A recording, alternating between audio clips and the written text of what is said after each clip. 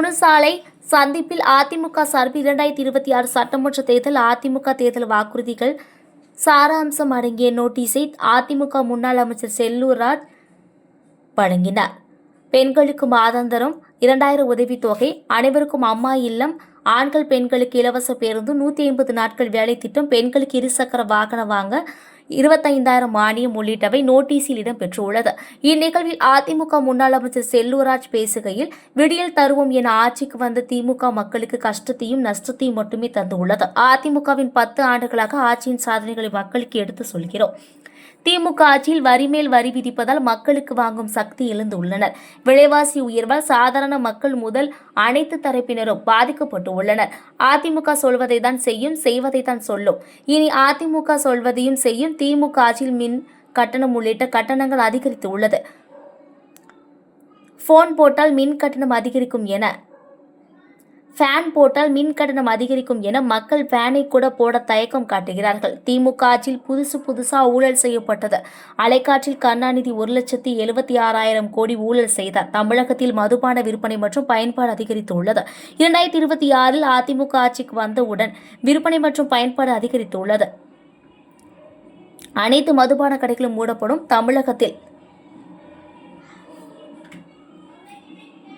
தமிழகத்தில் மதுபான விற்பனை மற்றும் பயன்பாடு அதிகரித்துள்ளது. 2026 அதிமுக ஆட்சிக்கு வந்தவுடன் அனைத்து மதுபான கடைகளும் மூடப்படும். தமிழகத்தில் ஒரு சொட்டு மதுபானம் கூட இல்லாமல் செய்வதற்கு எடப்பாடி பழனிசாமி முதல் கையெழுத்திடுவார். திமுக ஆட்சிக்கு வந்தால் டாஸ்மாக் கடைகள் மூடப்படும் என வாக்குறுதி அளிக்கப்பட்ட நிலையில் டாஸ்மாக் கடைகள் அதிகரித்துள்ளது. தமிழகத்தில் இருந்து வெளிநாடுகளுக்கு கஞ்சா உள்ளிட்ட போதைப் பொருட்கள் ஏற்றுமதி செய்யப்படுகிறது. அதிமுக 10 ஆண்டுகளில் 76 மருத்துவக் கல்லூரிகள் கொண்டு வந்துள்ளது. ஆனால் திமுகவின் 5 ஆண்டு ஆட்சி காலத்தில் ஒரு மருத்துவக் கல்லூரி கூட கொண்டு வரவில்லை என பேசினார். அந்த அளவுக்கு மின் கட்டணம் உயர்வு, வீட்டு வரை 100%, 150% ஏறி போயிடுச்சு. அவங்க மதுரை மாநகராட்சியை நடத்திட்டு திமுக 69 மாமன்ற உறுப்பினர்கள் 200 கோடிக்கு மேல் ஊழல் பண்ணியிருக்காங்க. 5 மண்டல தலைவர், இதுதான் சாட்சி. திமுகவுடைய ஊழலுக்கு ஒரு சாட்சி என்ன, மதுரை மாநகராட்சியே ஒரு சாட்சி. 200 கோடிக்கு மேல் ஊழல் பண்ணி மேயர் கைது செய்யப்பட்டு, மேயருடைய கணவர் கைது செய்யப்பட்டு 2 மாதம் சிறையிலே இருந்து ஜாமீனிலே வெளியே வந்திருக்கிறார்.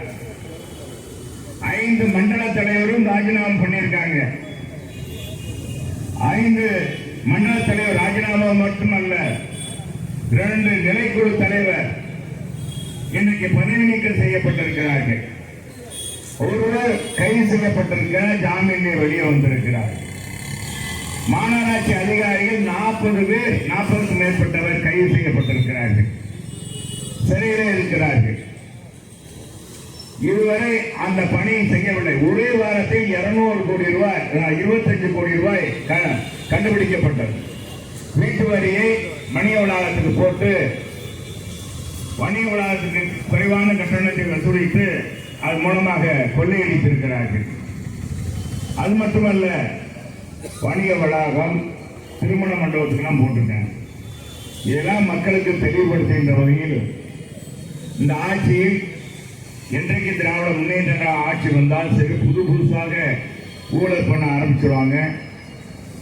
இவங்க காலத்துல பூச்சி மருந்திலே கொள்ளையடிக்கலாம் அப்படின்ற கான்செப்டை கொண்டு வந்தது டாக்டர் கலைஞர். அது மட்டுமல்ல, காற்றுல ஊழல் பண்ணலான்னு கண்டுபிடிச்சது திமுக தான். திருச்சி அணைக்கட்டை ஊழல் 1,76,000 கோடி ஊழல். கொஞ்சம் இல்லப்போ 1,76,000 கோடி. அது எவ்வளவு, எத்தனை சைவர்னு கேட்கிறாங்க மக்கள் எல்லாம். பாமரங்கிட்ட சொல்லுங்க, அது என்னங்க 1,76,000 அதுக்கு எத்தனை சைவர் வரும் அப்படின்னு கேட்கிறாங்க. அதுல மத்திய அந்த துறை அமைச்சராக இருந்த திமுக அமைச்சர் ராஜா கைது செய்யப்பட்டு திகார் ஜெயிலில் அடைக்கப்பட்டார். முதலமைச்சராக இருக்கிற டாக்டர் கலைஞருடைய மகள், இன்னைக்கு மகளிர் திமுகவுடைய மகளிர் நிச்சயம் கனிமொழி திகார் ஜெயிலில் அடைக்கப்பட்டார். 6 மாதம் சிறைவாசம்.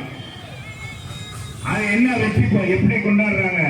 ஜாமீன்ல வெளியே வரும்போது வெற்றி திருமகளே வருக, வீரத்தின் பிறப்பிடமே வருக, திராவிட இயக்கத்தின் சொந்தமே வருக. திராவிட இயக்கம் எங்களையும் சேர்த்து சொல்றாங்க. திமுக சொந்தமே வருகன்னு சொல்லணும். இப்படி போட்டு இன்னைக்கு அந்த அம்மா எல்லா இடங்களையும் போய் பேசுறாங்க. எங்க அண்ணன் ஆட்சி 2021 வருவாரு, அவருக்கு வாக்களிங்க. இன்னைக்கு இள விதவைகள்லாம் அண்ணா திமுக ஆட்சியில, எடப்பாடியார் ஆட்சியில இள விதவைகள் இந்தியாவிலே கூடிட்டாங்க. எப்படி பாருங்க, எப்படி ஒரு பிட்ட போட்டாங்க பாருங்க. இளம் விதவைகள் இன்னைக்கு இந்தியாவிலே அதிகம்னா தமிழ்நாடு தான். எங்க அண்ணன் மீண்டும் 2021 ஆட்சிக்கு வருவார். ஒரு சொட்டு மதுபானம் கூட அது கூட இருக்காது. டாஸ்மாக் கடையை முதல் கையெழுத்திலே போட்டுருவார். இது அவங்க மட்டும் சொல்ல, இன்னைக்கு இருக்க முதலமைச்சர் எதிர்கட்சி தலைவராக இருக்கும்போது டாஸ்மாக் கடையை மூடுவோம்னு சொன்னார். 3 நாளா கடையில் அதிகமாகத்தான் திறந்தார். அது மட்டுமல்ல, நாளைக்கு டாஸ்மாக் கடை இருந்துச்சு, இப்ப விதவிதமான போதைகள் வந்துருச்சு. இன்னைக்கு கஞ்சாக்கள் விதவிதமாக வந்துருச்சு. கஞ்சா போதை இன்னைக்கு தமிழகம் கஞ்சா கடத்தல தளமாக இருக்குது, போதை கடத்தலுக்கு தளமாக இருக்குது. இங்க இருந்தா வெளிநாட்டுக்கெல்லாம் போதை பொருள் கடத்துறாங்க. ஆக இப்படியெல்லாம் இந்த ஆட்சியில் அநியாயம் இருக்கு. முன்னெல்லாம் படிக்கிறதுக்கு பிள்ளைகளை அழைத்து விட்டா மகிழ்ச்சியாக இருக்கும். அம்மா படிக்கிறதுக்கு உதவி பண்ண புரட்சி தலைவர் செஞ்சார், எடப்பாடியார் கொடுத்தார். ஒரே ஆண்டுல 11 மருத்துவக் கல்லூரி கொண்டு வந்தார். 10 ஆண்டுல 17 மருத்துவக் கல்லூரி கொண்டு வந்தோம். 5 ஆண்டு நிறைவு பண்ண போது ஒரு மருத்துவக் கல்லூரி கொண்டு வரல. இந்த ஒரு செங்கல் நம்ம துணை முதலமைச்சர் எய்ம்ஸ் மருத்துவமனை ஒரு 10 பேருக்கு முடிய போகுது. இவரே ஒரு மருத்துவக் கல்லூரி உங்க அப்பா வாங்கி கொடுக்கல. நீட்டு தேர்வு ரத்து என்று சொன்னாங்க, ரத்து பண்ணல. அந்த ரகசியம் அப்பாவுக்கு தான் தெரியும் சொன்னார். அது வெளியெல்லாம் சொல்ல மாட்டான். ஞான சூழ்நிலைகளுக்கெல்லாம் தெரியாது.